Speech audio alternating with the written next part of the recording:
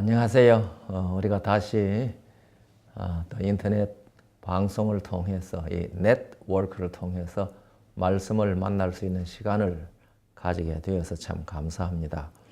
지금 하는 것은 구원의 도리 요약 정리라고 하는 제목을 가지고 지금 오늘 세 번째 시간이거든요.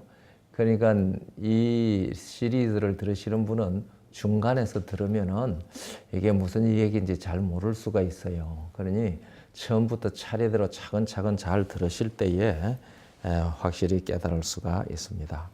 우리가 지난 순서에서 10번까지 했는데 이게 모두 29번까지 있습니다.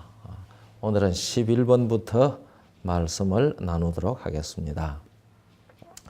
우선 10번에 있는 말을 좀 한번 봉독드리고 11번으로 넘어가겠습니다. 구주는 아담의 씨, 아담의 후손으로 오지 않고 여자의 씨, 곧 여자의 후손으로 올 것이다. 성경이 그렇게 여자의 후손이라고 계시해 주셨죠. 하나님께서 원래 여자에게는 씨를 주지 않았고 생명의 씨는 남자인 아담에게 주셨는데 그 생명의 씨는 아담이 선악과를 먹었을 때에 죽었다. 그래서 새로운 생명의 씨가 남자와 상관한 일이 없는 여자, 곧 순결한 처녀에게 잉태하여 사람으로 탄생할 것이기 때문에 여자의 후손, 곧 여자의 씨라고 하였다. 그래서 구주는 남자를 경험한 일이 전혀 없는 처녀에게 탄생하게 되었으며 그렇게 탄생하셔야만 하였다. 그렇게 탄생하지 않은 자는 결코 구주가 될 수 없다. 왜냐하면 다 아담의 씨로 태어났기 때문이다. 아담의 씨로 태어나는 자는 이미 아담 안에서 죽은 자이기 때문에 다른 사람을 살릴 능력도 자격도 없다. 다만 도덕적 덕행으로 도덕적 교화를 할 뿐이지 결코 아담 안에서 죽은 사람들을 사망에서 생명으로 옮길 수 없다. 성경은 이런 사실을 썩어질 씨와 썩지 아니할 씨로 대조하였다. 이 사실은 이미 위에서 말한 것이다. 이게 10번입니다. 오늘은 11번. 여자의 후손, 여자의 씨로 예언된 구주는 때가 찼을 때 성령으로 동정녀에게서 탄생하셨다. 그러므로 예수님의 생명 자체는 아담과 전혀 상관이 없다. 그것은 전적으로 예수님의 것이다. 그분은 아담이 없었어도 있으신 분이지만 세상 인류는 아담이 없었으면 아무도 있을 수 없다. 이런 이유로 예수님은 자신의 존재 근원이 세상 사람들과는 다르다는 것을 분명히 밝히셨다. 우리 정형제나 우리 사모님이나 저나 우리 모두는 아담이 없으면 존재할 수 없는 자들입니다. 그러나 예수님은 이 세상에 아담이 없어도 스스로 사람 되어 오실 수 있는 분이라는 말입니다. 이것이 예수님과 우리의 근본적 차이입니다. 그런데 예수님이 사람이 되기 위하여 여자의 태를 빌려서 사람으로 잉태하신 것이죠. 왜냐하면 사람이 되어야지 사람 아담의 죽음을 대신 죽어주실 수 있기 때문에 그렇거든요. 그건 이제 앞으로 또 설명이 될 것입니다. 그래서 마태복음 1장 22절 23절은 이렇게 말하죠. 이 모든 일이 된 것은 주께서 선지자로 하신 말씀을 이루려 하심이니 가라사대 보라 처녀가 잉태하여 아들을 낳을 것이요 그 이름은 임마누엘이라 하리라 하셨으니 이를 번역한즉 하나님이 우리와 함께 계시다 함이라. 처녀가 잉태하여 아들을 낳는다고 그랬고요. 갈라디아 4장 4절에는 때가 참에 하나님이 그 아들을 보내사 여자에게서 나게 하시고 율법 아래 나게 하신 것은 그랬습니다. 제가 지금 이 얘기한 거 보니 어제 여기까지 한 것 같네요. 11번까지 했군요.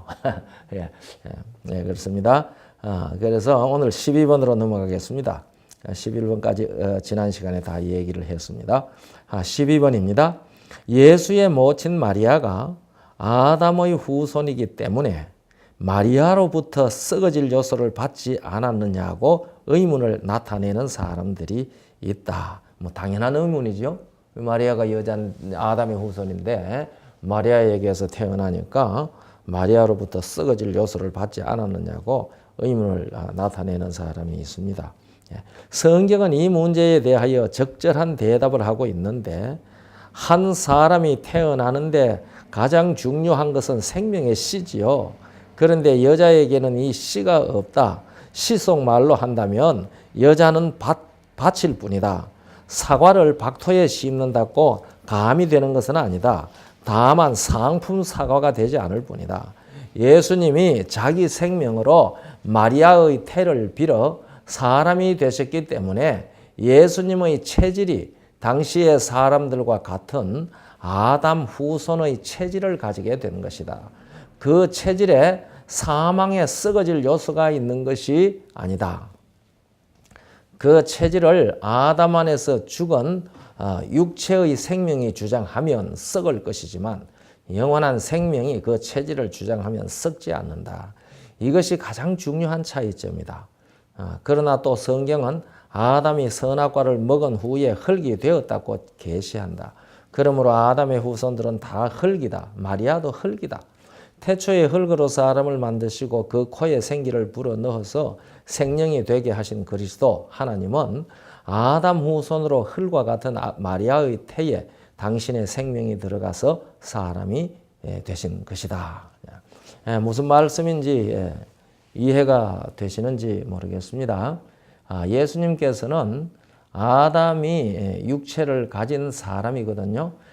육체를 가진 아담이 선악과를 먹고 난 다음에는 죽을 수밖에 없는 존재가 됐지 않습니까? 그래서 예수님께서도 아담을 대신하여 죽어주시기 위해서 아담이 가진 것과 같은 그러한 육체, 체질을 가지셔야 했습니다. 그래서 사람이 되어 오신 거예요. 그러나 그 체질을 주장하는 것은 생명이고요. 아담과 아담의 모든 후손의 체질을 주장하는 것은 아담 안에서 죽은 그 사망이라 그 말이에요. 그래서 체질에 있어서 예수님과 우리는 다 똑같습니다. 그런데 마리아도 아담 안에서 썩어짐의 종노릇하는 사람으로 이 땅에 사람이 되었지요. 그도 아담의 후손이니까요. 예외 없이 아담의 후손입니다. 그런데 아담의 후손인 마리아에게 예수님께서 탄생했으니까 그 썩어지는 요소를 예수님도 가질 수 있지 않느냐, 이제 그런 얘기를 하는데요. 사람이 참 이 성경이 재미있습니다. 사람이 이 태어나는 거요. 그걸 모태에서 태어나는 것을요. 흙 속에서 지음을 받는다고 성경이 말했거든요. 그러니까 이 마리아의 존재나 태는 그냥 흙이었다는 말이죠. 그러니까 태초에 흙을 뭉쳐서 그 사람을 만드시고 그 코에 생기를 불어넣으시고 사람이 생명이 되게 하신 것처럼 이 흙인 마리아의 태에서 예수님 당신 자신이 생명이 되어가지고 사람이 되어 오셨다고 그렇게 가르쳐 줍니다. 자, 시편 139편 14절 15절이 그것을 우리에게 가르쳐 주거든요. 내가 주께 감사하오면 나를 지으심이 신료 막측하심이라. 주의 행사가 기이함을 내 영혼이 잘 아나이다. 15절요. 내가 은밀한 데서 지음을 받고 땅의 깊은 곳에서 기이하게 지음을 받은 때에 나의 형체가 주의 앞에 숨기우지 못하였나이다. 우리가 모태에서 지음받는 것을 어디서 지음받았다고 그랬어요? 땅의 깊은 곳에서 지음을 받았다. 그러니까 이 모태를 성경은 땅의 깊은 곳이라고 얘기를 했습니다. 이 기이하지 않습니까?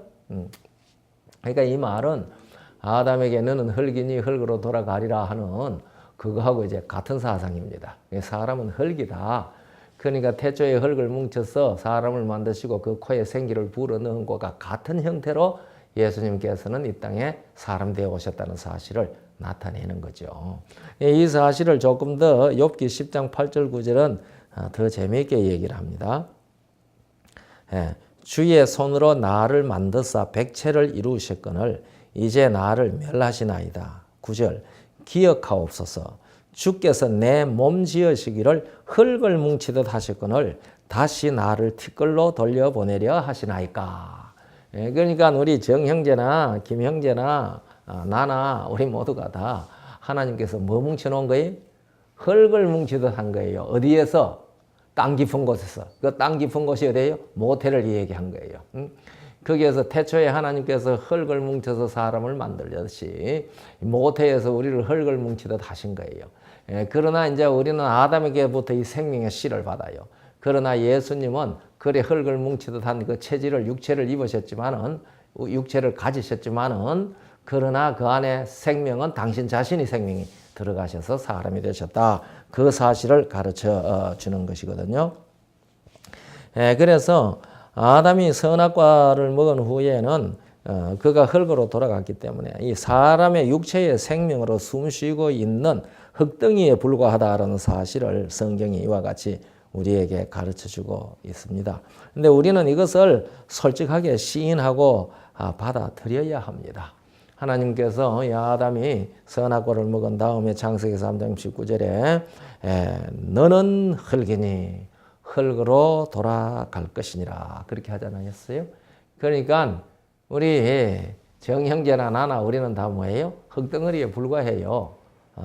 그런데 이제 예수 그리스도를 믿음으로 말미암아 우리가 이제 여기서 영원한 생명을 얻어서 똑같은 체질 속에 우리들은 두 가지 생명이 있어요. 하나는 육체의 생명이고 하나는 예수 그리스도 안에서 거듭난 하나님의 생명이에요.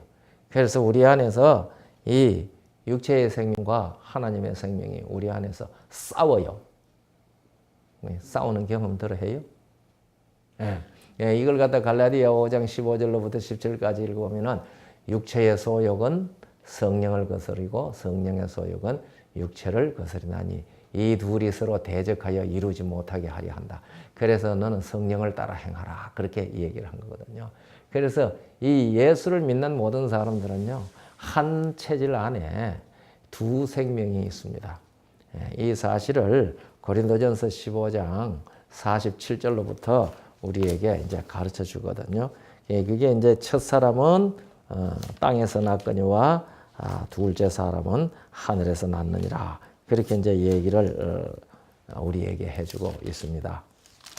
여기 보면은요, 이렇게 얘기를 하고 있죠.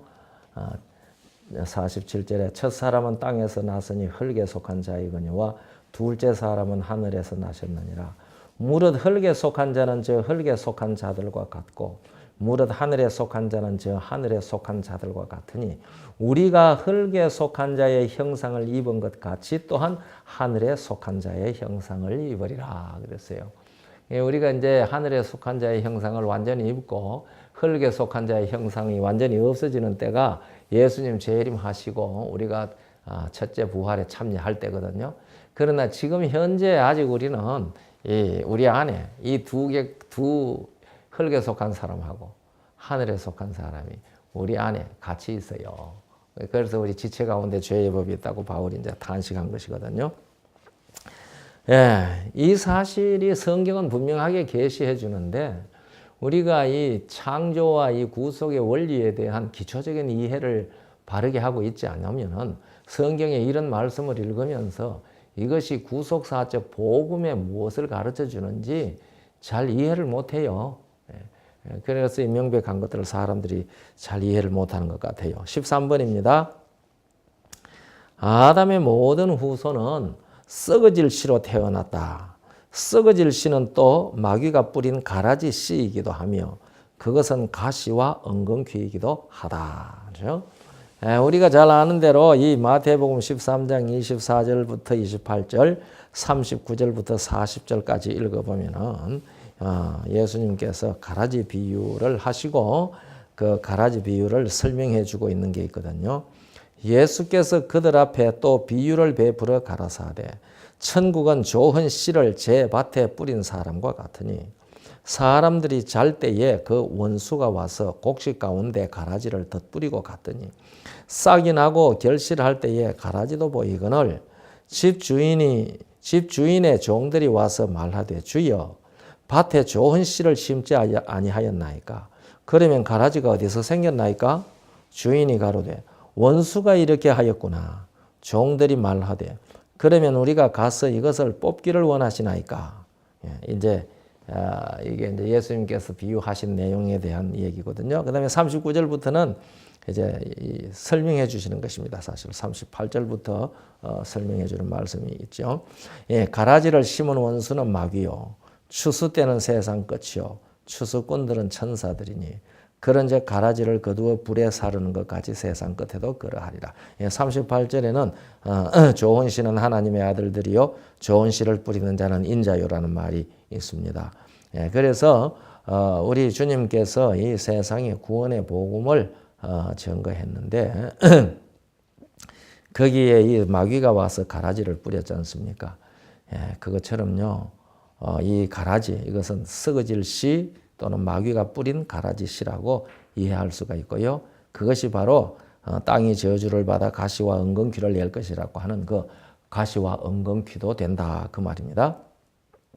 이 마태복음 7장 16절 18절에 그의 열매로 그들을 알지니 가시나무에서 포도를 또는 은근퀴에서 무화과를 따겠느냐.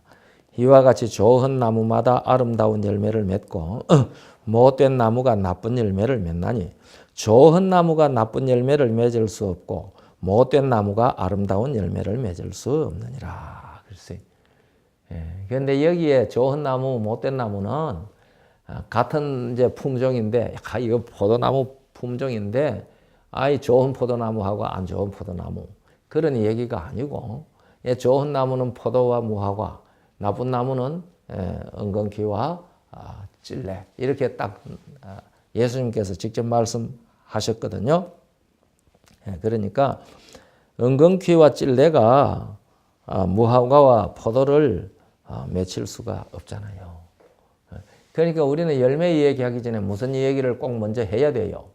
나무 얘기를 해야 돼요. 그런데 우리 재림교회에서 제가 가만히 들어보면은요, 나무 얘기하는 소리는 거의 없어요. 다 열매 얘기만 해요. 열매 얘기. 그래서 우리가 그 문제에 대해서 좀 깊이 생각해야 됩니다. 우리가 좋은 열매 맺으려고 하면은 먼저 좋은 나무가 돼야 돼요. 좋은 나무. 그래서 성경은요, 이사야 63장 3절에 보니 우리 3절이죠 아마 3절에 보니 우리를 여호와의 심으신 의의 나무 그렇게 얘기했어요. 그러니까 우리가 의의 나무가 되어야 합니다. 그래야 의의 열매를 맺을 수 있죠. 야고보 3장 11절 12절에는 이렇게 되어 있습니다. 샘이 한 구멍으로 어찌 단물과 쓴물을 내겠느냐. 내 형제들아 어찌 무화과 나무가 감람 열매를 포도나무가 무화과를 맺겠느냐. 이와 같이 짠 물이 단물을 내지 못하느니라. 이게 이제 근본이 그래 되어 있으면은 안 된다 이 얘기거든요. 그러니까 이제 우리는 다 아담 안에서 죽은 자로 태어난 것이 우리의 근본입니다. 그렇기 때문에 갓 태어난 아이도 아담 안에서 죽은 자로 태어났다고 하는 그 사실에서 면할 수가 없습니다. 이 아이가 자기가 선을 택하고 의를 행함으로 자기가 선을 택하고 의를 행하는 그것으로 그 아이가 생명에 이를 수 없거든요. 그렇기 때문에 갓난 아이도 도덕적으로 말하면은 죄가 없을는지 모르지만은 죄를 지은 일이 없다고 말할 수 있겠죠.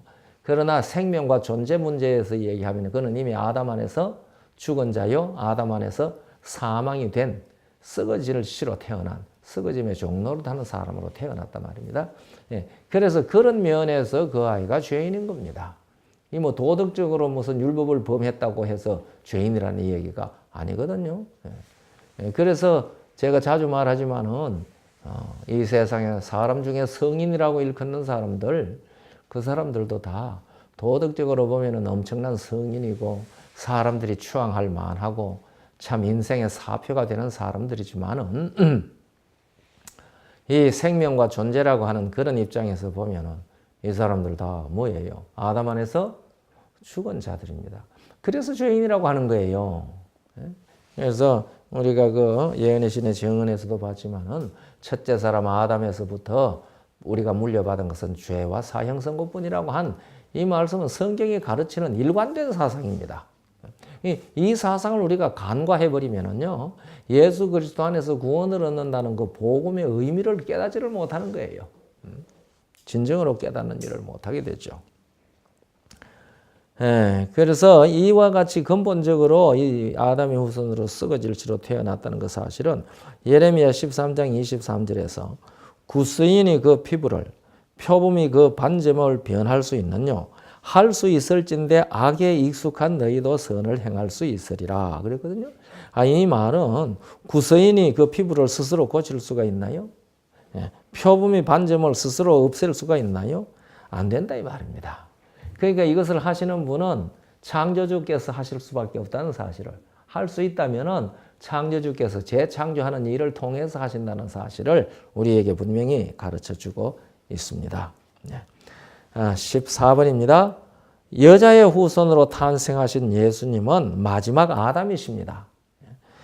그래서 그는 첫 아담이 사망이 된 그것을 같은 아담의 처지에 서셔서 대신 담당하시고 아담 안에서 모든 사람이 죽은 그것을 십자가에서 아담 대신 죽으심으로 사망을 처리하신 거예요.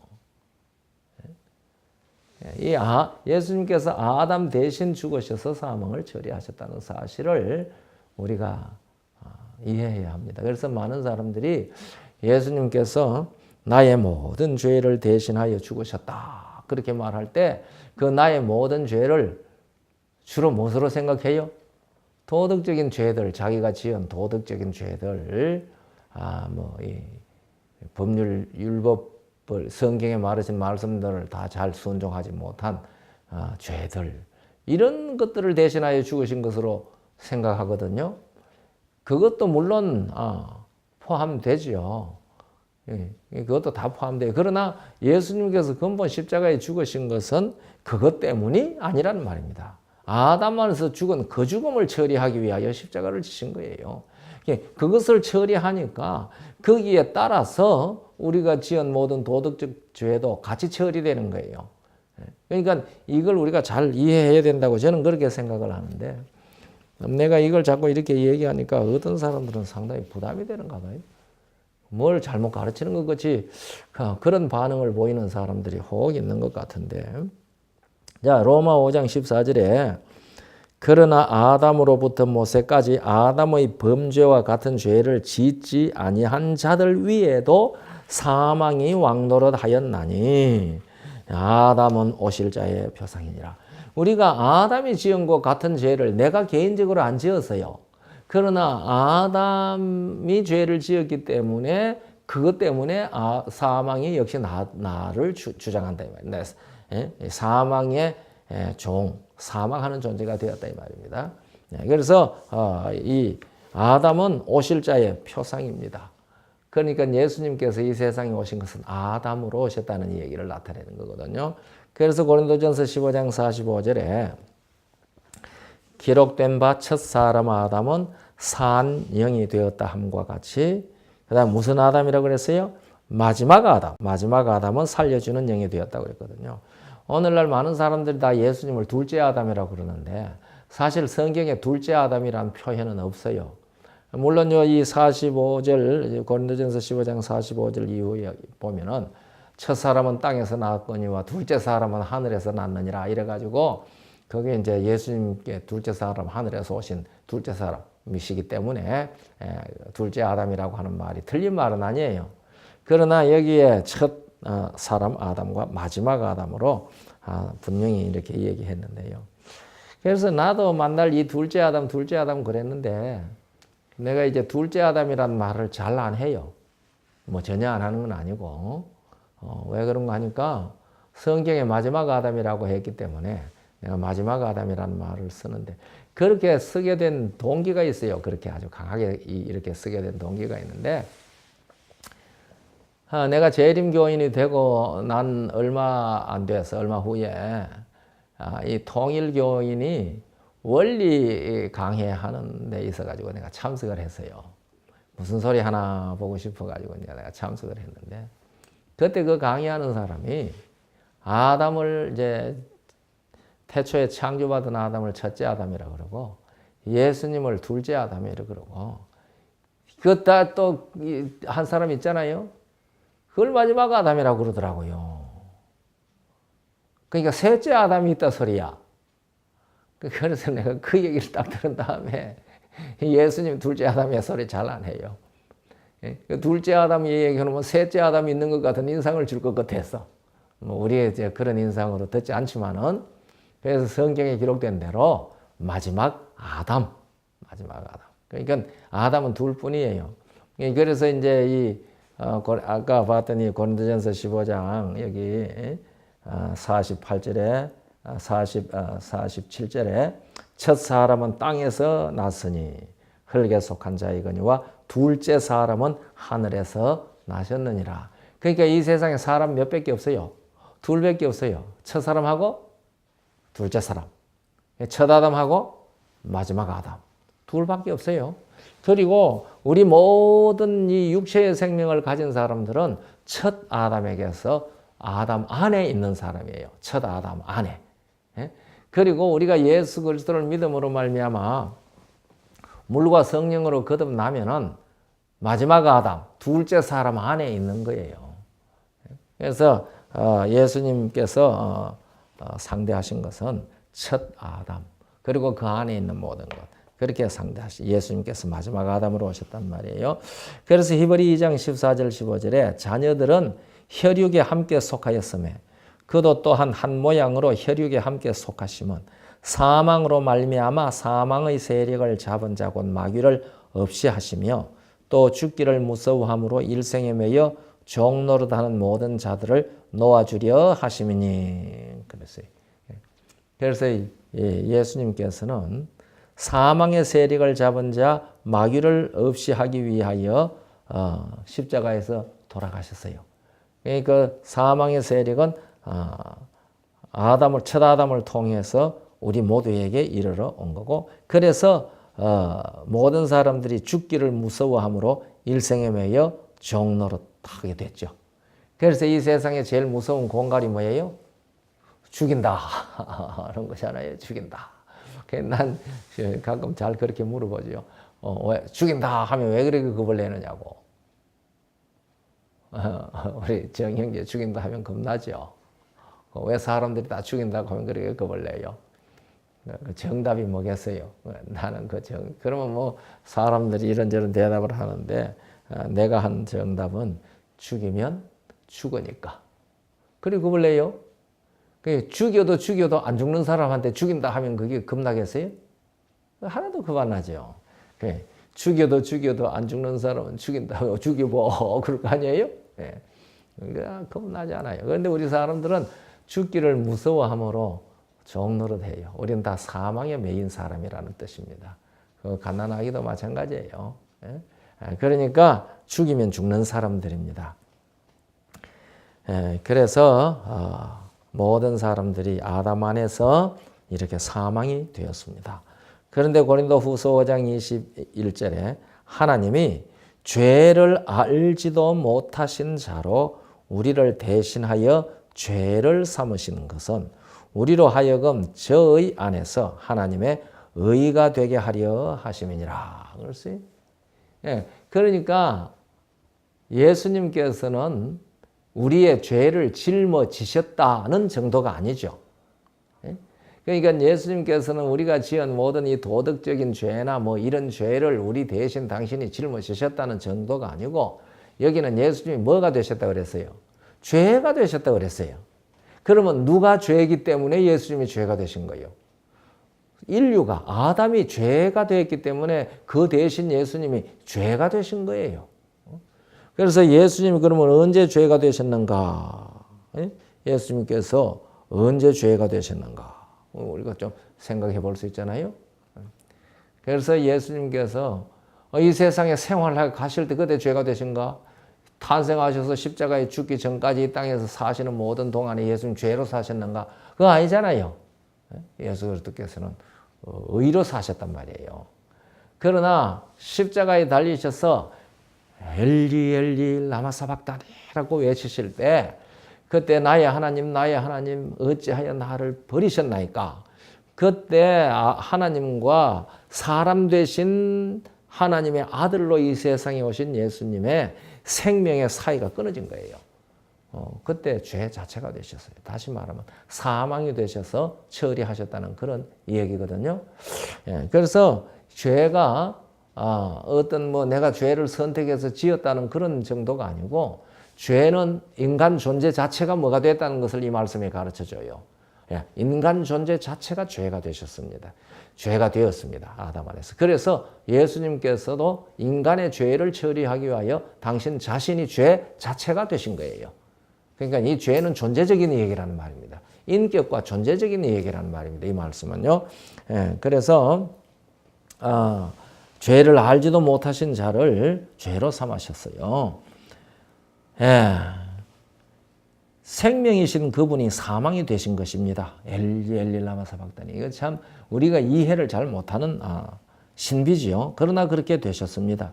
그래서 아담이 생명에서 사망으로 옮기게 된 그것을 대신하셨어요. 그리고 사흘 만에 부활하심으로 이제는 사망과 음부의 권세를 가지시고 음부의 열쇠를 가지시고 음부 문을 여시는 능력을 가지시게 되셨습니다. 그래서 그를 믿는 아담의 후손들은 누구든지 예수 그리스도 안에서 이제는 사망에서 생명으로 옮길 수 있게 되었어요. 우리가 아담 안에서는 생명에서 사망으로 옮겼어요. 그죠? 그런데 이제 예수 그리스도를 믿음으로 말미암아 사망에서 생명으로 옮기게 된 것이죠. 이게 얼마나 큰 은혜고 얼마나 큰 이적입니까? 자, 시대의 소망 755페이지 이런 말이 있습니다. 흠 없는 하나님의 아들이 십자가에 달리셨으며 그분의 살은 채찍에 맞아 찢어졌고 그처럼 자주 축복하시기 위하여 펴시던 그분의 손은 나무 막대기에 못 박히셨다. 사랑의 봉사로 피곤할 줄 모르던 그분의 발도 나무 기둥에 못 박히셨고 그분의 고귀하신 머리는 가시관에 찔리셨다. 그분의 떨리는 입술은 비통의 부르짖음을 발했다. 그분이 참으신 모든 것, 곧 그분의 머리와 손과 발에서 흘러내린 핏방울과 그분의 몸을 괴롭힌 고통과 아버지께서 얼굴을 숨기심으로 그분의 영혼을 가득 채웠던 말할 수 없는 고민은 우리 인류 각 사람에게 이렇게 말한다. 하나님의 아들이 이와 같은 죄악의 짐을 지기로 동의하신 것은 다 그대를 위함이다. 그리고 그대를 위하여 그분은 사망의 권세를 깨뜨리시고 낙원의 문을 여신다고 선언한다. 성난 파도를 잔잔케 하시고 거품이 이는 파도 위를 걸으셨으며 귀신들로 떨게 하시고 질병이 물러가게 하셨으며 소경의 눈을 뜨게 하시고 죽은 자를 살리셨던 그분이 자기 자신을 제물로 십자가 위에 바치셨다. 그것은 다 그대를 사랑하기 때문에 그렇게 하신 것이다. 죄를 짊어지신 그분은 거룩한 공의의 진노를 견디시고 그대를 위하여 죄 그 자체가 되셨다. 예, 시대의 소망 755쪽에 있는 말씀이거든요. 예수 그리스도께서는 우리를 위하여 그대를 위하여 죄 그 자체가 되셨다. 예수님이라고 하는 그 인격이 생명 자체이시던 분이 말입니다. 의 자체이시던 분이 말입니다. 아담이 뭐가 되었습니까? 사망이 되셨으니까 당신이 사망이 되셨습니다. 아담이 뭐가 되었으니까? 죄 덩어리가 되셨으니까 당신이 죄 자체가 되셨다는 말입니다. 그래서 십자가에 못 박혀 죽으시는 일을 통해서 뭐가 죽은 거예요? 죄가 죽은 거예요. 죄가.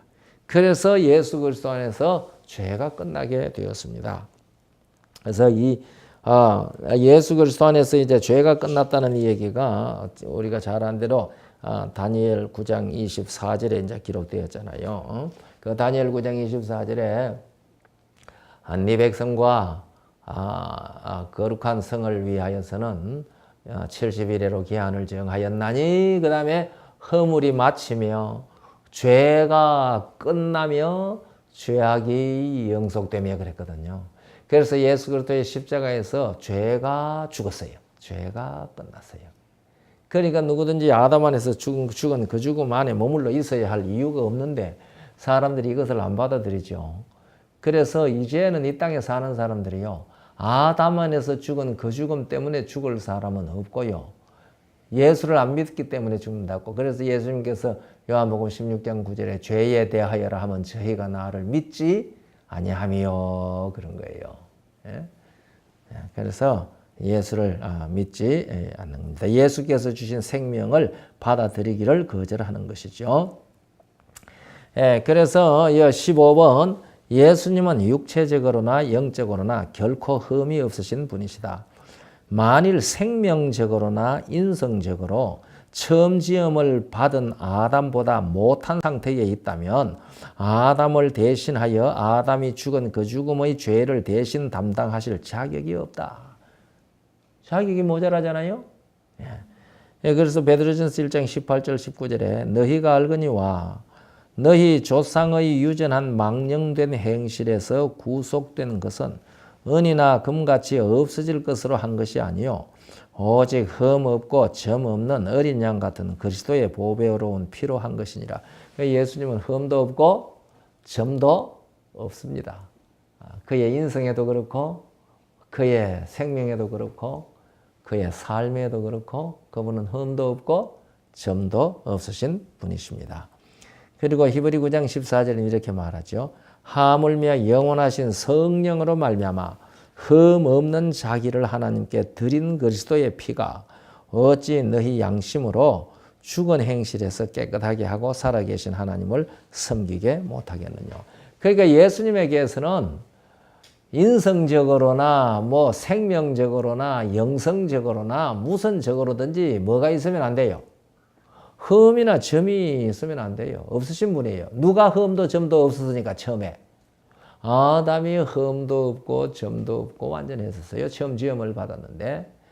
그 아담이 이제는 죄의 덩어리가 되셨잖아요. 그 아담을 대신해서 죽어주시려고 하면은 아담이 처음에 있었던 흠도 없고 점도 없고 인성적으로나 영성적으로나 깨끗했던 완전했던 그 상태로 오셔야지 아담의 그 죽은 죽음을 대신 지실 자격이 있는 겁니다. 그래서 이 구약 성경에는 예수 그리스도의 속죄를 예표하는 희생의 짐승들, 생축들에 대해서 흠 없는 것으로 하라는 말씀이 43번 이상 기록되어 있어요. 이것은 육체적으로나 영적으로나 그 생명이나 결코 흠도 없고 점도 없는 예수 그리스도를 올바르게 표상하기 위하여 지시하신 것이거든요. 그래서 이 예언의 신의 정언에는 그 사실을 잘 기록하고 있습니다.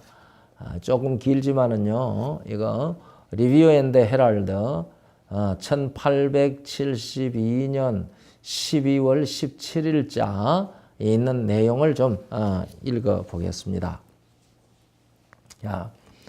잘 들어보세요. 하나님의 아들은 권위에 있어서 율법을 주신 크신 분 다음이셨다. 아버지 다음이었다. 이제 그런 의미죠. 그는 자기 생명만 타락한 인간을 구속하기에 충분할 수 있음을 알았다. 그의 고상하고 흠 없는 품성과 모든 하늘 존재들의 명령자로서의 높은 직책이 인간의 일보다 더 상위에 있는 것처럼 그는 사람보다 훨씬 더 가치가 있었다. 그는 모습뿐 아니라 품성의 완전함에 있어서도 아버지 하나님과 똑같은 형상이었다. 자, 짐승의 피는 하나님의 율법을 어긴 것에 대한 속죄 희생으로 하나님의 요구를 충족할 수 없었다. 짐승의 생명은 범죄한 죄인의 생명보다 가치가 떨어지기 때문에 죄를 위한 대속물이 될 수 없었다. 그것은 하나님의 아들의 제물의 상징으로서 하나님께 받아들여질 수 있을 뿐이었다. 인간은 인간을 위하여 속죄할 수 없다. 그의 죄악스럽고 타락한 상태는 인간을 불완전한 제물로 타락하기 전 아담보다 덜 가치 있는 속죄 희생으로 놓이게 한다. 그렇죠? 우리 인간은 이미 아담 안에서 타락한 후에 죽은 자로 태어나기 때문에 아담이 죽은 것을 대신할 수 없단 말이죠.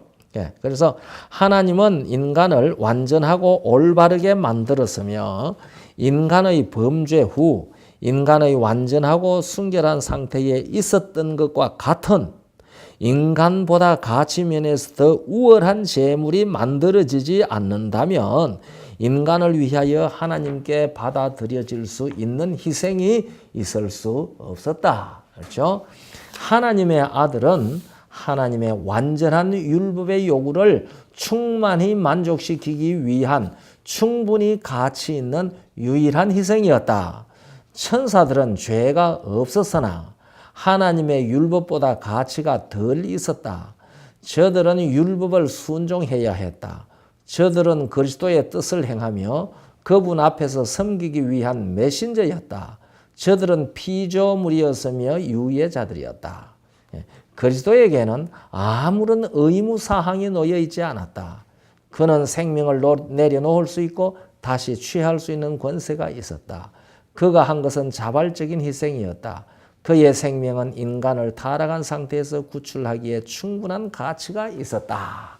그러니까 이게 아까 얘기했듯이 리뷰 앤 더 헤럴드지 1872년 12월 이 디셈버 17 그게 그때는 17페이지에 있는 내용이 있는 건데 이거 파트 2, 3에 있는 말인데요. 그래서 예수님께서는 아담이 타락하기 전의 상태처럼 또 누구보다도 더 천사보다도 더 완전하게 이런 상태로 이 세상에 오셔야 됐다는 얘기를 분명히 얘기해 주고 있지 않아요. 우리가 이 사실을 잘 알아야 됩니다. 이런 사실을 알아야지 사람이 말이죠. 뭐 예수님의 인성에 죄성이 있다 없다 이런 소리 이런 근거에 의해서 판단해야 돼요. 그런데 우리가 그렇게 예수님 인성에 죄성이 있으면은 인간의 죄성은 대속할 수가 없어요. 당신도 죄성이 있기 때문에요. 그래서 예전에 어떤 분이 나한테 그렇게 묻더라고요. 사람이 구원을 받아서 영원한 나라에 가도 죄성은 그냥 있다고 그러다고. 그거 맞았냐고 나한테 묻더라고요. 그래서 내가 글쎄요 그게 여자의 후손에 대한 바른 이해가 있고 우리가 구원을 받는다는 것이 무엇에 대해서 구원을 받는지 분명히 이해하면 그런 얘기 아마 나오겠느냐고 내가 그렇게 얘기를 했는데 우리 정말 조심해야 됩니다. 16번입니다. 아담의 죽은 생명과 상관없이 아무런 의무사항이 없는 자유로우신 생명이신 예수님이 자신의 생명으로 사람이 되어 세상에 오셔서 아담을 대신하여 죽으시는 일로 사망을 멸하시고 부활하심으로 생명과 썩지 않는 것을 드러내셨다. 그렇죠? 예수님께서는 아담을 대신하여 죽으심으로 사망을 처리하셨습니다. 멸하셨습니다. 그리고 부활하시는 일을 통해서 생명과 썩지 않는 것을 드러내셨거든요. 요한복음 10장 17절 18절을 보면요. 아버지께서 나를 사랑하시는 것은 내가 다시 목숨을 얻기 위하여 목숨을 버림이라. 18절 이를 내게서 빼앗는 자가 있는 것이 아니라 내가 스스로 버리노라. 나는 버릴 권세도 있고 다시 얻을 권세도 있으니 이 계명은 내 아버지에게서 받았노라 하시니라. 예수님께서 십자가에 못 박혀 죽으신 것은 당신이 자원하신 것이라는 말이에요. 그러니까 당신이 나는 안 죽을로도 하면 안 죽을 수도 있죠. 그러나 예수님께서 자원하셔서 누가 빼앗는 게 아니고 억지로 한 게 아니고 당신이 자원하셨다는 얘기죠. 그래서 이를 내게서 빼앗는 자가 있는 것이 아니라 내가 스스로 버리노라. 나는 버릴 권세도 있고 다시 얻을 권세도 있으니 이 계명은 내 아버지에게서 받았노라 하시니라. 우리 정형제 버릴 권세도 있고 얻을 권세도 있다는 말이 무슨 말 같아요? 그게 여호와라는 말이에요. 스스로 있을 수 있으신 분이라는 말입니다. 스스로 있을 수 있으신 분이 아니면 버릴 권세도 있고 다시 얻을 권세가 그 자신 안에 있을 수 없잖아요. 이것은 우리가 이해할 수 없는 신비지만은 예수님께서는 그렇게 하신 거예요. 나는 이 말씀을 읽으면서 좀 생각해 보는 게 있어요. 하늘에서 루시퍼가 반역을 했잖아요. 그런데 우리가 각시의 대쟁투 29장인가 죄의 시작인가 장 이름 내가 잘 기억이 안 납니다만은 거기에 보면은 이 루시퍼가 어떻게 그런 마음이 생겼는지에 대한 이야기가 좀 기록이 되어져 있어요. 근데 이 루시퍼는 피조물이잖아요. 그런데 우리가 이제 성경 전체를 보면은 이사야 14장 12절에 보면은 너 아침의 아들 계명성이여 그랬잖아요. 이 계명성이라는 말은 그 계명성이라는 말이 루시퍼예요. 그런데 사실은 이 영어 킹 제임스 버전에 그걸 루시퍼라고 번역을 했거든요. 그런데 그 루시퍼라고 번역한 것은 그거는 라틴어를 그대로 사용한 거거든. 이 라틴어 이제 벌게이트에 보면은 거기가 루치페르거든요. 그게 이제 그 스펠링이 영어 루시퍼하고 이 라틴어하고 스펠링이 똑같아요. 이제 그게 아마 라틴 발음으로 읽으면 루시페르가 되고 영어로 읽으면 루시퍼가 되는가 봐요.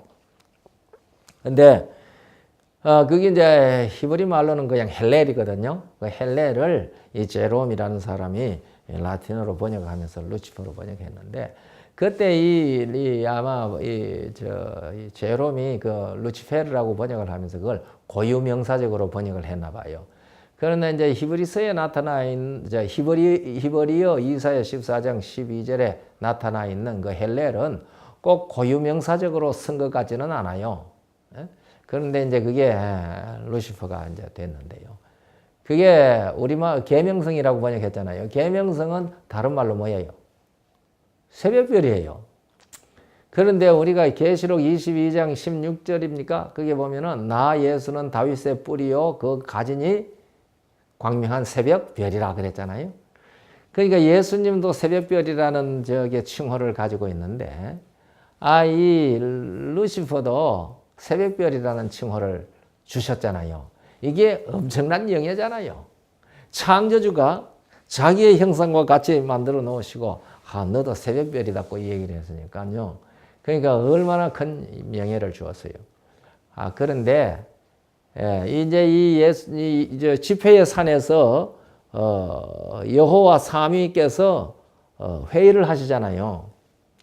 우리가 이 예레미야 23장 18절을 보면은 여호와의 회의가 있다는 사실을 알 수가 있거든요. 그러니까 이제 회의를 하려고 하면 여호와가 한 분뿐이면 회의가 안 되잖아요. 그러니까 여호와 회의가 있다는 것은 여호와가 한 분 이상이라는 사실을 나타내거든요.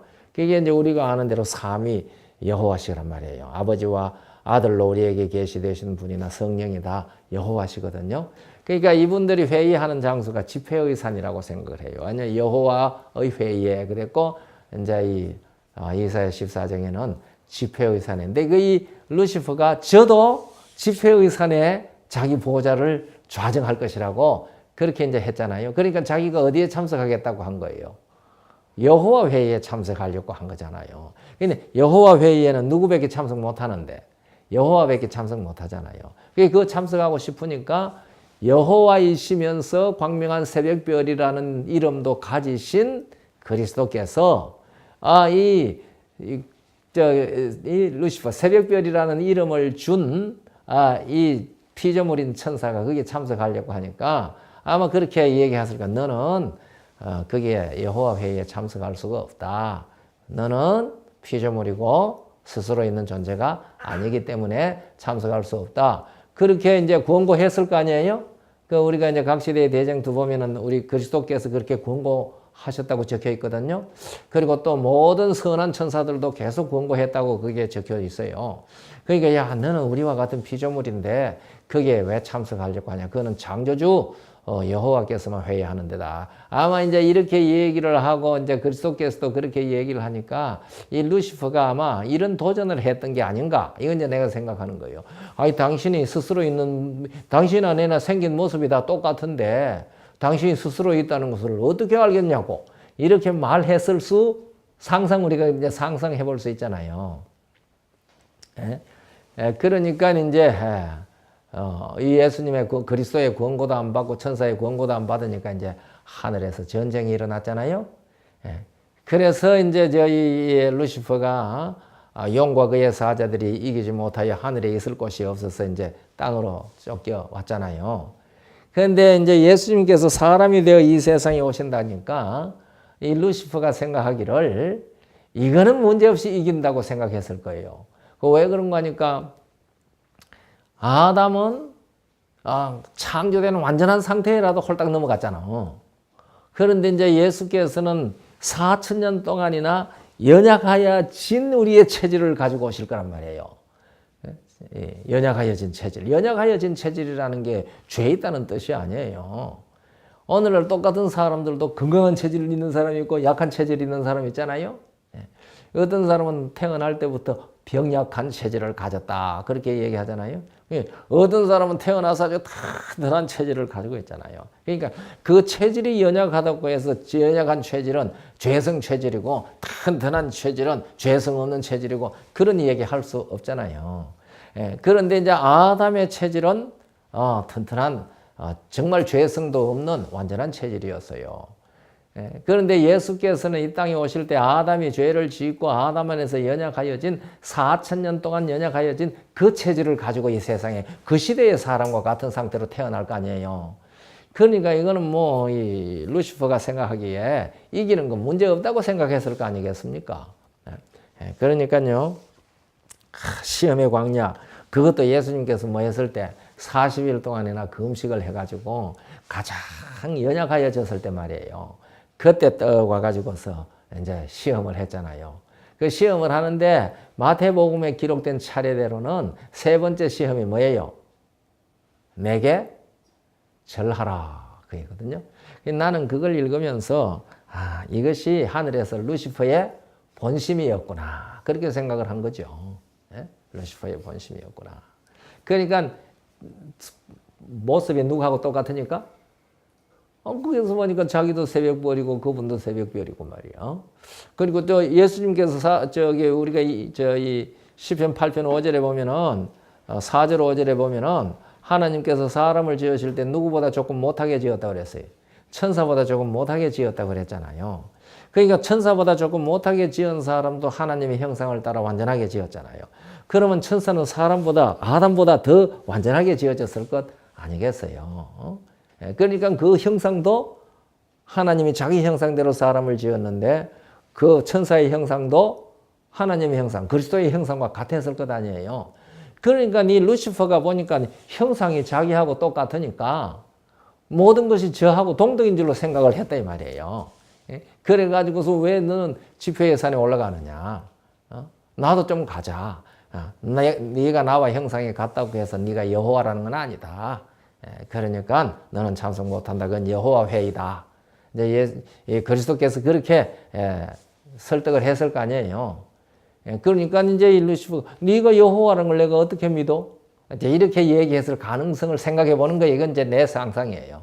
내가 상상하는 건데 뭐 이 방송을 듣는 분 중에 그 동의 안 해도 그 뭐 도리가 없는 거예요. 그런데 이제 예수님께서 이 세상에 사람 되어 오셨잖아요. 사람 되어 오셔서 이 요한복음 여기에서 이제 말씀하신 것이잖아요. 요한복음 10장 18절에서 나는 버릴 권세도 있고 다시 얻을 권세도 있다. 이 말은 우리 주님께서는 스스로 계실 수 있다는 사실을 증거하는 거예요. 이건 예수님께서 부활하시는 일을 통해서 십자가에 죽으시고 부활하시는 일을 통해서 예수님께서 당신은 스스로 계실 수 있는 분이라는 사실을 온 우주 앞에 증명하신 사건도 된다고 난 그렇게 생각을 해요.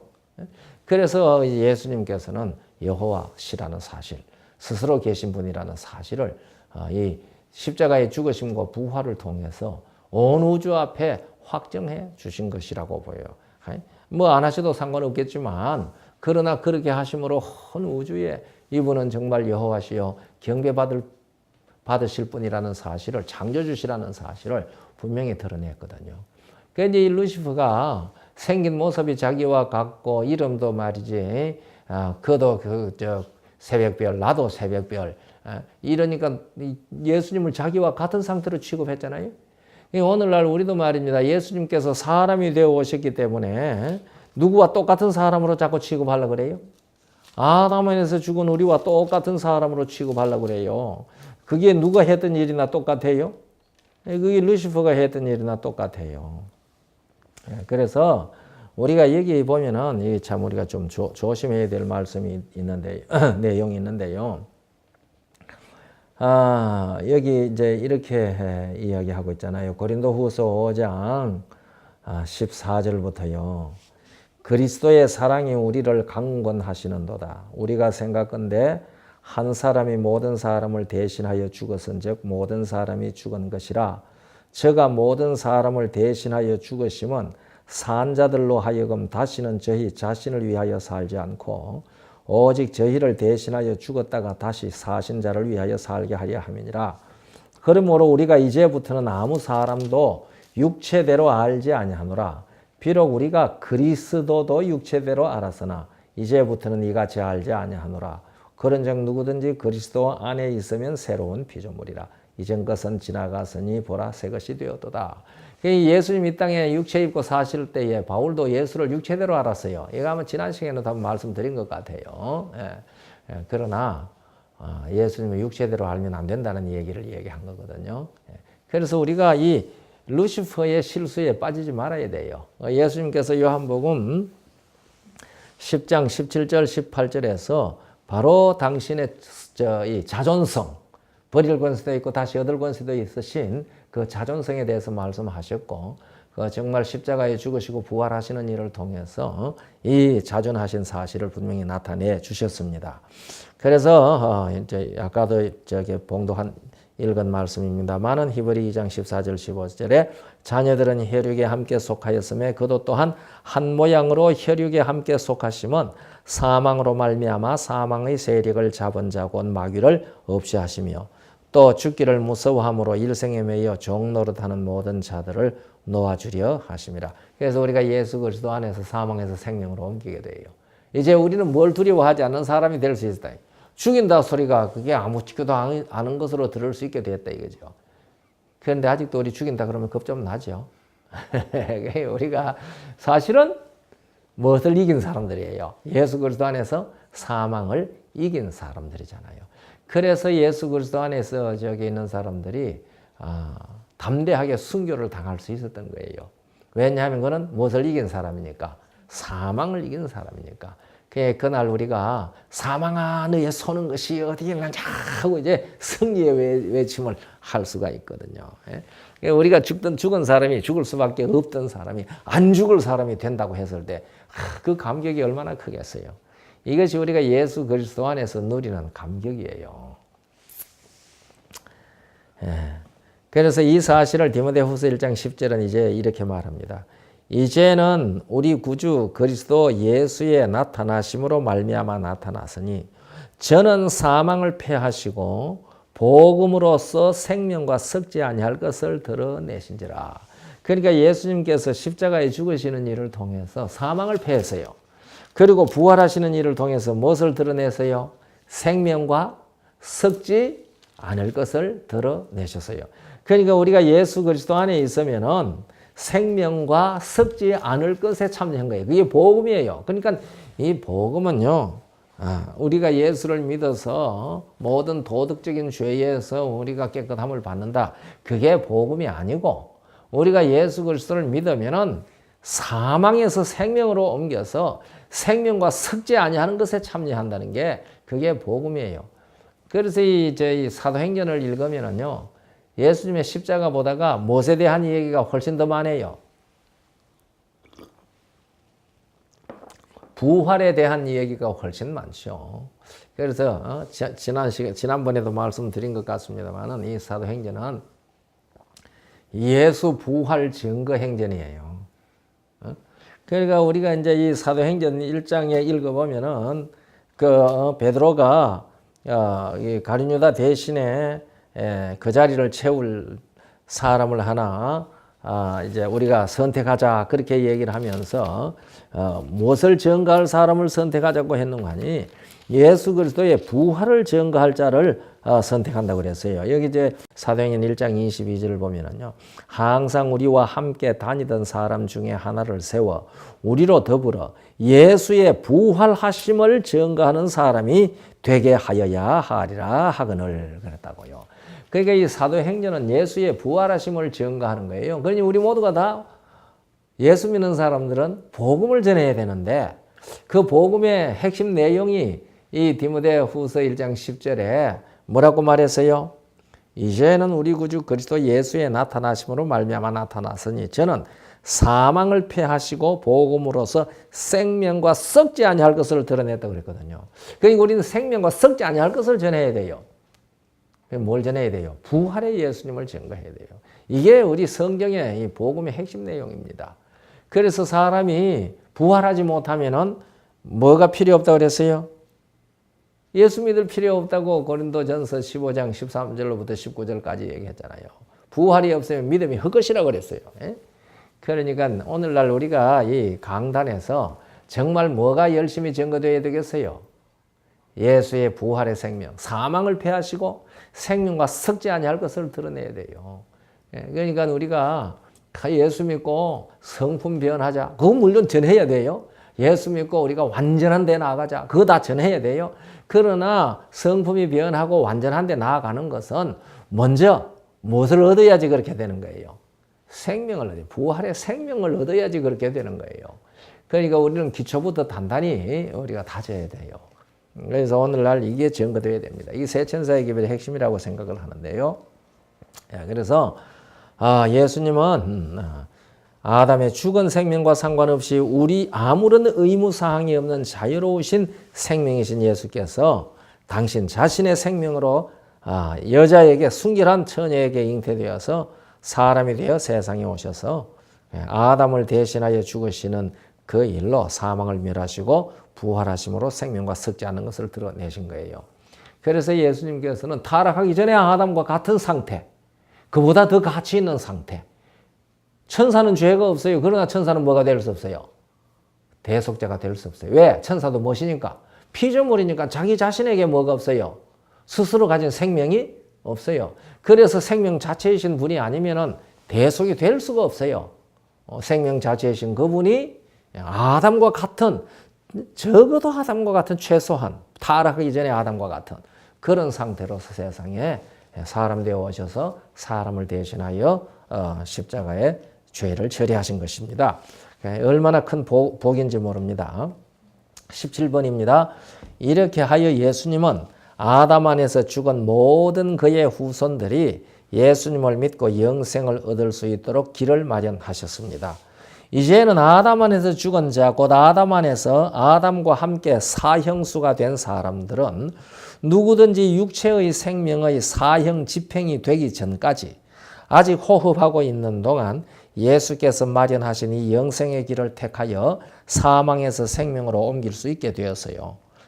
그들은 지금까지 걸어온 아담 안에서 사망이 되어 있는 그대로 그 길을 걸어가든지 예수 그리스도 안에 마련된 하나님의 길을 선택하여 영생을 얻는 선택을 할 수 있는 기회가 생기게 되었어요. 예수님이 이 일을 이루기 전에는 선택의 여지 없이 오직 아담 안에서 죽은 그 길에 있을 수밖에 없었어요. 물론 이미 말했듯이 여자의 후손을 약속하시고 속죄 제도를 주셨을 때 그 길은 약속으로 이미 마련되었었죠. 이렇게 마련한 것은 아담의 후손들이 이미 아담 안에서 죽은 상태에 있기 때문에 그런 길을 마련해 주셨습니다. 그래서 그들이 처해 있는 그 길을 계속 가면 영원히 멸망할 것이기 때문에 생명의 길을 마련해 주시고 그것을 선택하든지 지금 걷고 있는 그 사망의 길을 계속 걷든지 선택의 기회를 제공하신 것이죠. 그러니까 이 사람이 말이죠. 생명의 길도 아니고 사망의 길도 아닌 중립지대에 있었던 때는 결코 한 번도 없었다 그 말이에요. 그러니까 처음에 하나님이 아담을 창조하셨을 때는 그는 생명의 길에 있었는데 아담이 그 영원한 생명의 길에 있을 수 있는 것이 자기의 선택이에요? 하나님의 선택이에요? 하나님의 선택이에요. 그런데 아담이 뭘 선택했어요? 사망을 선택을 했어요. 그런데 이 사망의 길에 우리가 아담 안에서 다 들어갔는데 아담의 모든 후손들이 사망 길에 들어간 것이 우리 개인의 선택이에요? 아담 안에서 운명적이 된 것이에요? 아담 안에서 운명적이 된 것이에요. 그런 말들을 운명적이라고 표현한다고 그랬잖아요. 응? 그래서 우리들은 내가 스스로 하나님께서 새로운 길을 마련하기 전에, 생명의 길을 마련하기 전에 내가 스스로 선택해서 생명길을 만들 수도 없고 이미 내 길은 무슨 길이에요? 우리 길은 사망의 길이에요. 여기 있는 거예요. 하나님께서 생명길을 만들어주지 아니했으면은 우리는 그냥 그 길에 있다가 영원한 사망으로 사형 집행을 당할 수밖에 없죠. 그러나 예수께서 생명길을 마련해 주셨기 때문에 사형 집행이 되기 전까지 사형수로 있는 기간에 그 길을 택할 수 있는 은혜를 베푸신 것이죠. 그래서 예수 안에서 선택한 이 길을 걷든지 그렇지 않으면 사망길에 그냥 있기로 하든지 그것은 할 수 있게 됐죠. 신명기 30장 15절에 보라 내가 오늘날 생명과 복과 사망과 화를 네 앞에 두었나니 그랬어요. 또 신명기 30장 19절 20절 내가 오늘날 천지를 불러서 너희에게 증거를 삼노라. 내가 생명과 사망과 복과 저주를 내 앞에 두었은즉 너와 내 자손이 살기 위하여 생명을 택하고 내 하나님 여호와를 사랑하고 그 말씀을 순종하며 또 그에게 부정하라. 그는 내 생명이시요 내 장수시니 여호와께서 내 열조 아브라함과 이삭과 야곱에게 주리라고 맹세하신 땅에 내가 거하리라 그랬어요. 그래서 여기에도 생명과 사망과 복과 저주를 네 앞에 두었다 그랬어요. 그래서 내 자손이 살기 위하여 생명을 택하라. 우리는 이미 아담 안에서 사망과 저주 아래 있는 사람이에요. 그건 내가 선택하지 않아도 이미 거기에 있는 사람입니다. 그러니까 우리가 예수께서 하나님께서 예수 안에서 마련한 이 길을 사망과 저주 아래에 있는 그곳에서 머물지 말고 일로 택해라. 그렇게 하나님께서 우리에게 사랑의 권고를 하시는 것이거든요. 우리가 그 길을 택할 수 있고 지금 예수 그리스도를 믿는 사람이 되어서 생명의 말씀을 연구하는 사람 가운데 있게 되었으니 감사하죠? 얼마나 감사한지 모릅니다. 요한복음 3장 16절에 하나님이 세상을 이처럼 사랑하사 독생자를 주셨으니 이는 저를 믿는 자마다 멸망치 않고 영생을 얻게 하려 하심이니라. 그러니까 예수 안 믿으면은 안 믿는 그 상태에서 멸망하는 거예요. 그 멸망의 길에 이미 있는 거예요. 예수를 믿을 때 영생의 길을 택하는 것이죠. 요한복음 3장 36절에는 이렇게 말합니다. 아들을 믿는 자는 영생이 있고 아들을 순종치 아니하는 자는 영생을 보지 못하고 도리어 하나님의 진노가 그 위에 머물러 있느니라 그랬어요. 그러니까 우리는 아담 안에서 이미 하나님의 진노 아래에 있어요. 본질상 진노의 자식이었어요. 그런데 예수님을 주셔서 우리가 예수님을 믿을 수 있는 길이 생긴 것이죠. 그래서 요한복음 5장 24절에 내가 진실로 진실로 너희에게 이르노니 내 말을 듣고 또 나 보내신 이를 믿는 자는 영생을 얻었고 심판에 이르지 아니하나니 사망에서 생명으로 옮겼느니라. 우리는 지금 어디 있어요? 생명에 있는 사람이죠. 이 생명이 예수님 재림하실 때 현실화, 실제적인 것이 된다 이 말이죠. 요한복음 6장 40절에 내 아버지의 뜻은 아들을 보고 믿는 자마다 영생을 얻는 이것이니 마지막 날에 이를 다시 살리리라 하시니라 그랬어요. 자, 여기에 아들을 보고 믿는다는 말에 대해서 좀 우리가 생각을 잘 생각해야 될 것입니다. 아담의 후손으로서 우리가 선택할 수 있는 것은 예수를 믿기로 선택하는 것이 있을 뿐이에요. 그가 예수를 믿기로 선택하지 아니하면은 지금 그가 있는 자리에 있기로 결심하는 것이죠. 그가 있는 자리는 이미 예수를 믿지 않는 자리지 않습니까? 그가 예수를 믿지도 않고 안 믿지도 않는 그런 중립 위치에 있는 것이 아니란 말이에요. 그래서 세상에 그런 중립 위치는 없습니다. 아담의 후손들은 태어난 그대로 이미 하나님과 상관없는 상태에 있죠. 그러므로 예수를 믿기로 선택하면 그는 영생을 얻고 예수를 믿기로 선택하지 않으면 그대로 사망에 머물러 있는 것입니다. 그래서 우리의 선택이라는 것은요.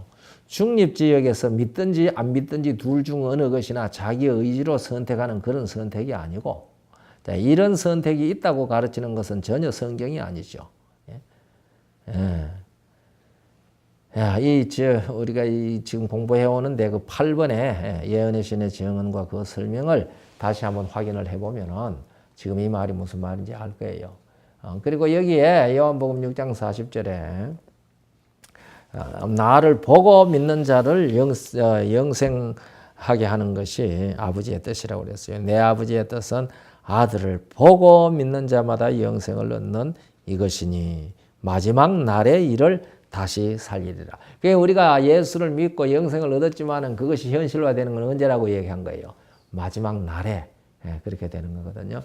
그런데 이 아들을 보고 믿는 자라고 하는 이 말이 참 이게 좀 쉽지 않는 말이죠.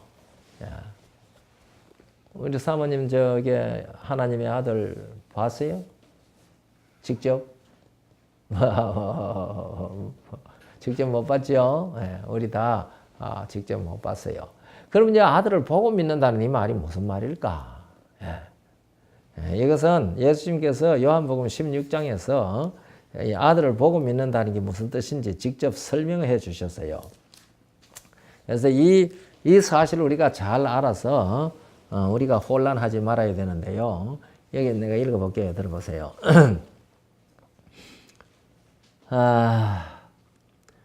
16절부터 보면요.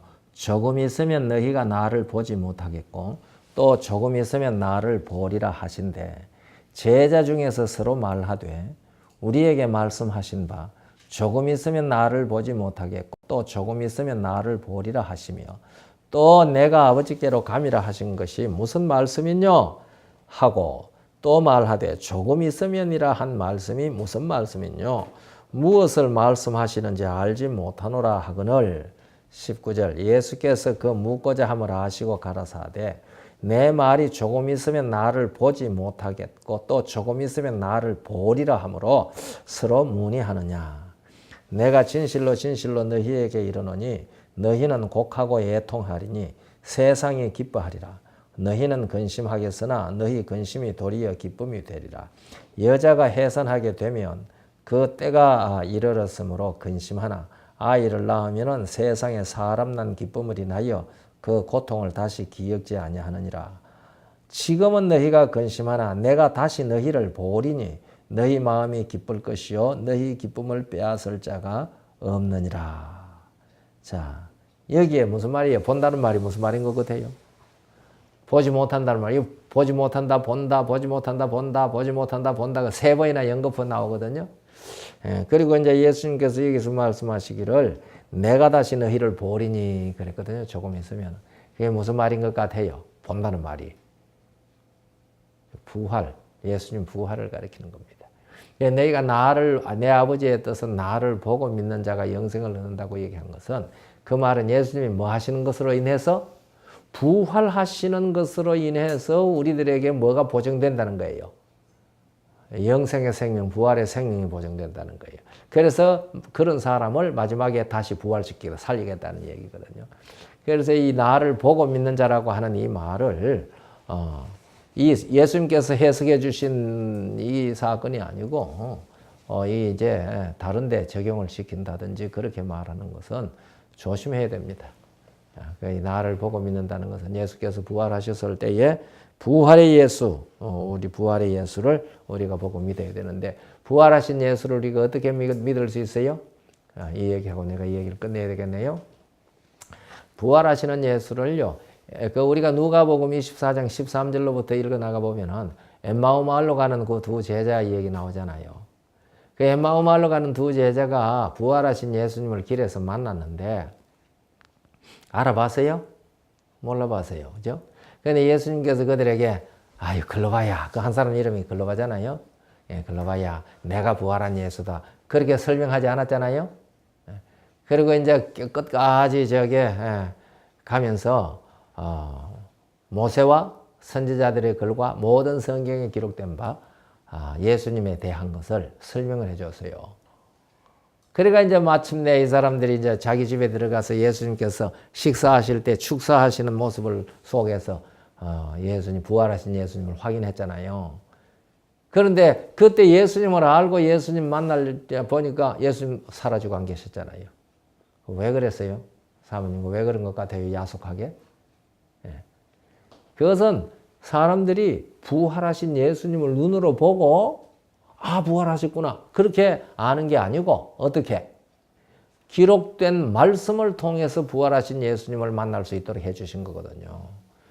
그러니까 그때 글로바나 그 제자들이나 지금 우리나 사정이 똑같아요. 무엇을 보고 부활하신 예수님을 만나는 거예요.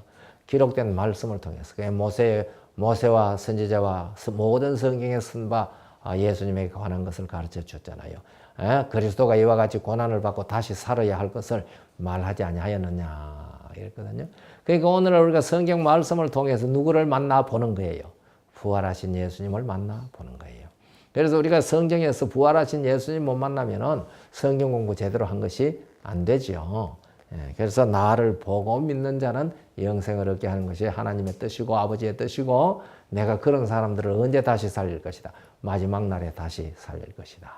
그래서 이것은 예수님께서 부활하신 그 부활이 우리의 무슨 보증이 된다는 거예요.